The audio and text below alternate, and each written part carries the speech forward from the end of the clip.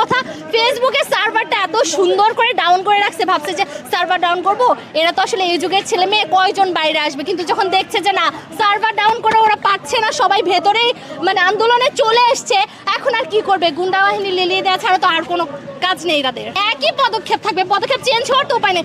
Change তখন পর্যন্ত হতে পারতো, আলোচনা ততক্ষণ পর্যন্ত চলতে পারতো যতক্ষণ পর্যন্ত আমাদের মধ্যে থেকে কেউ না হারিয়ে গেছে।